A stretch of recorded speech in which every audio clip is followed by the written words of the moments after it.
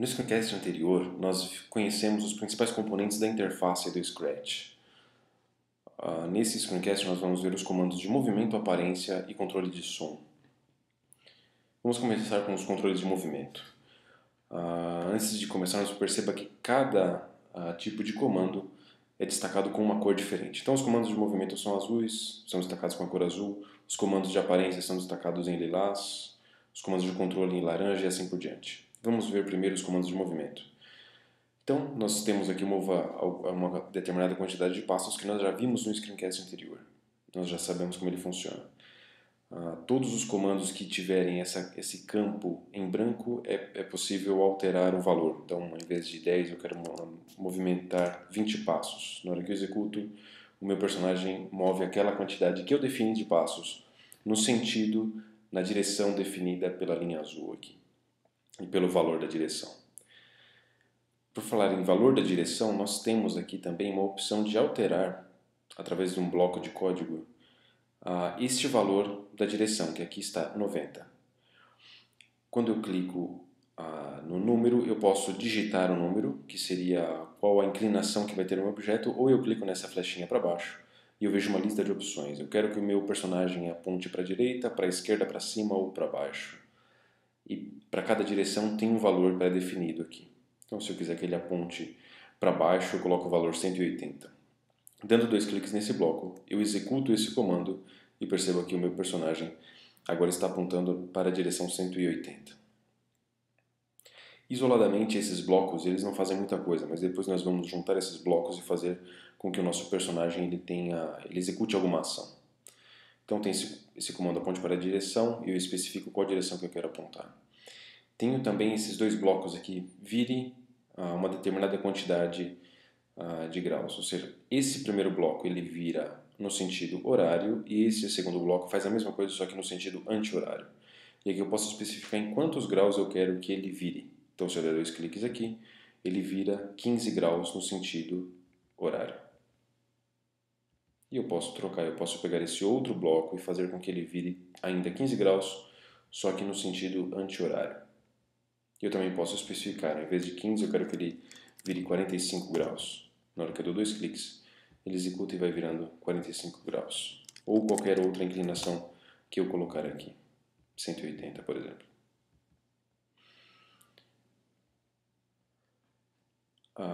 Esse bloco de comando chamado aponte para... aqui eu só tenho uma opção que é ponteiro do mouse. Enquanto o meu programa está sendo executado, eu posso fazer com que o meu personagem aponte para o ponteiro do mouse. Isso nós vamos ver mais para frente, vamos ver também como incluir outras alternativas aqui dentro. Mas ele faz basicamente a mesma coisa que os últimos 3 comandos que nós vimos aqui. Agora, comandos referentes à posição do nosso personagem no palco. Temos aqui esse bloco chamado vá para a posição X igual a um determinado valor e Y igual a um determinado valor. Perceba que o nosso personagem ele está agora em X igual a 40 e Y igual a 0. Se eu der 2 cliques nesse bloco e executá-lo, o meu personagem vai mover para x igual a 0 e y igual a 0. Foi o que aconteceu. Eu posso especificar outros valores também. Se eu quiser que o meu personagem venha para esse canto da tela, veja que a coordenada do mouse aqui é aproximadamente menos 200 para x e aproximadamente 140 para y. Eu posso colocar x menos 200 e y 140.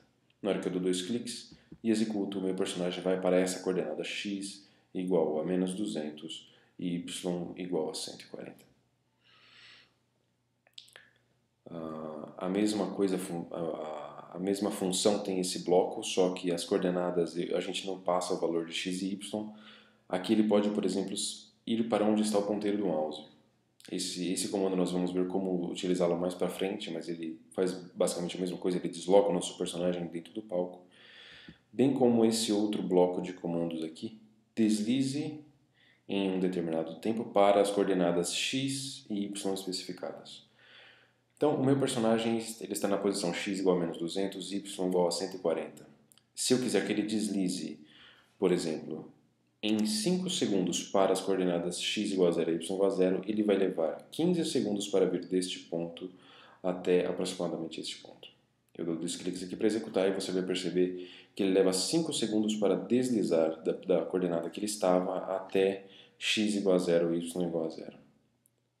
E da mesma forma, lembre-se que todos os campos em brancos você pode alterar esse valor manualmente. Então, se eu quiser x igual a 200, y igual a menos 140, que é aproximadamente esse canto aqui, eu posso mover o meu objeto para esse canto da tela, superior esquerdo, e daí, depois que eu executar, ele vai levar 5 segundos para chegar no canto inferior direito.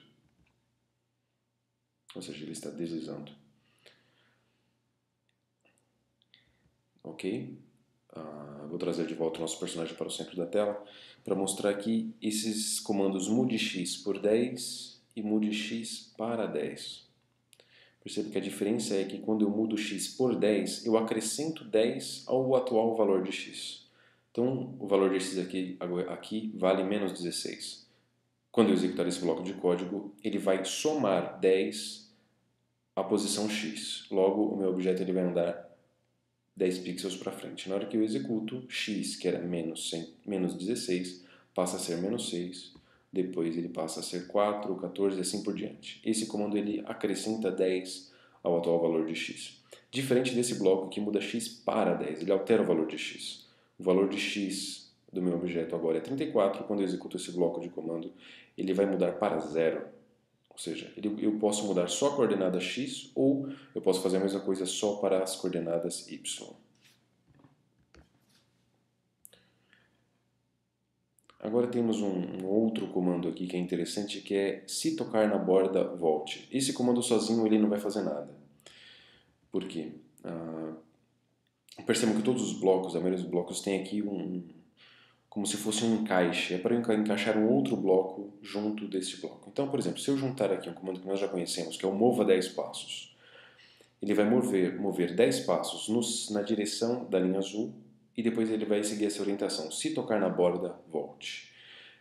Eu vou mudar aqui, em vez de 10 passos, eu vou colocar 40 passos para que ele se mova mais depressa. E quando eu der 2 cliques, ele vai executar esses dois comandos na ordem em que eles aparecem. Primeiro mover 40 passos e logo em seguida ele vai verificar. Se estiver tocando na borda, volte. Veja o que acontece quando o personagem ele toca na borda. Ele ficou de ponta cabeça por causa desse botão que está selecionado que ele pode girar. Mas veja que a direção agora está apontando para a esquerda, com valor menos 90. Conforme eu continuo executando esses dois blocos de código, ele continua movendo 40 passos e quando ele toca na borda, ele volta. Ele faz sempre isso.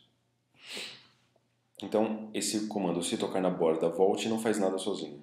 Ele vai precisar estar junto de outros blocos. Com isso, nós finalizamos aqui as principais características dos blocos de controle de movimento no Scratch. Vamos ver agora os comandos de aparência.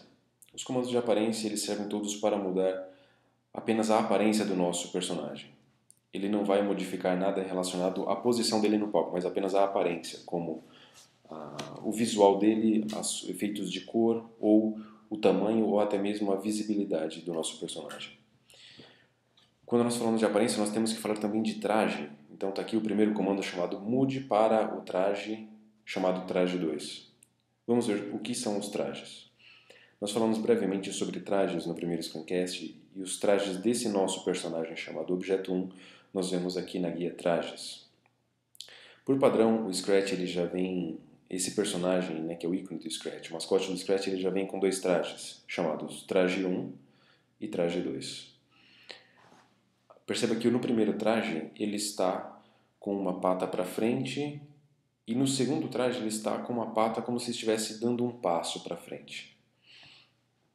Então, isso aqui é um traje. Esse mesmo personagem ele pode assumir dois visuais diferentes e se eu quiser eu posso criar um novo traje para dar para ele uma espécie de roupagem. Eu posso criar uma terceira roupagem.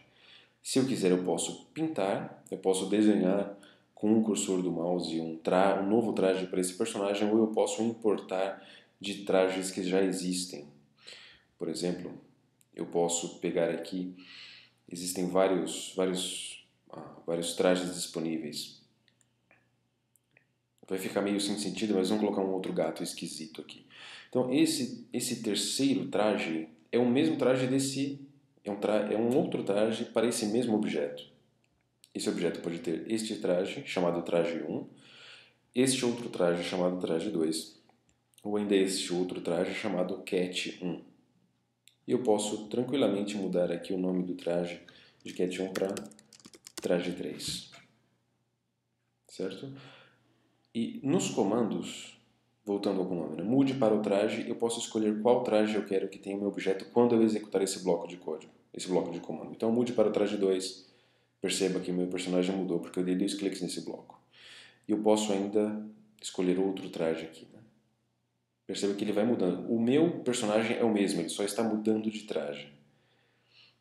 Esse bloco serve para eu especificar qual traje eu quero colocar no meu personagem. Ou eu posso ainda usar esse segundo bloco, que ele vai pegar o próximo traje. Ele vai pegar sempre na sequência que os trajes aparecem aqui. Ó. 1, 2 e 3. Este comando, próximo traje, ele vai fazer com que o meu personagem mude sempre para o próximo traje.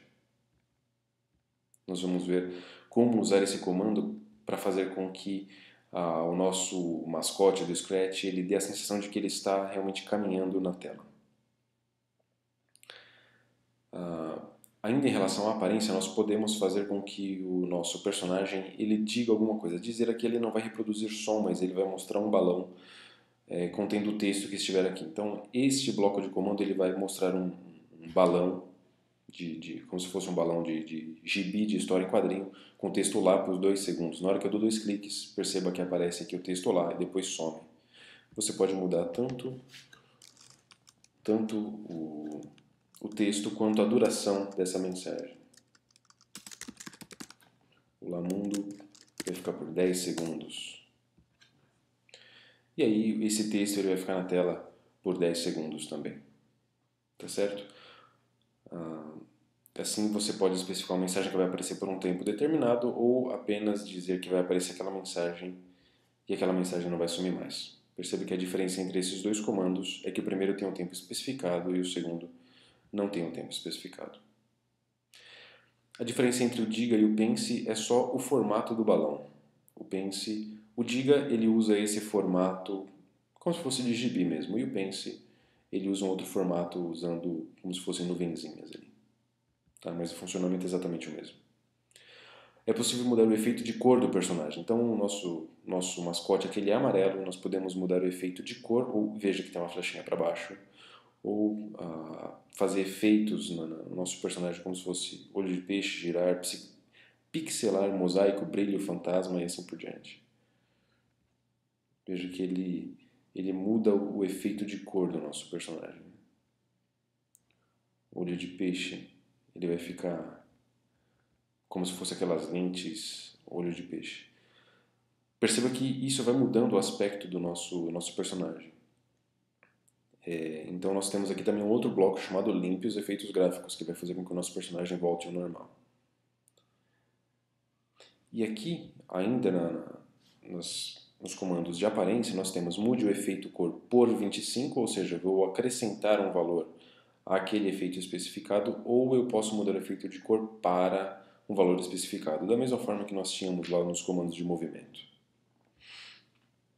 Eu posso alterar o tamanho por 10 ou para uma determinada porcentagem. Então, se eu quiser que o meu personagem fique 20% maior, eu mudo o tamanho para 120 e ele fica 20% maior. E assim por diante. Isso aqui, nesse bloco, eu especifico a porcentagem. Se eu quiser que ele fique metade do tamanho e assim por diante. Vou colocar 100%. Ou eu posso, da mesma forma, mudar o tamanho por 10. Eu estou acrescentando 10 pixels ao tamanho do meu personagem. Ou se eu colocar menos 10, eu estou diminuindo o tamanho do meu personagem.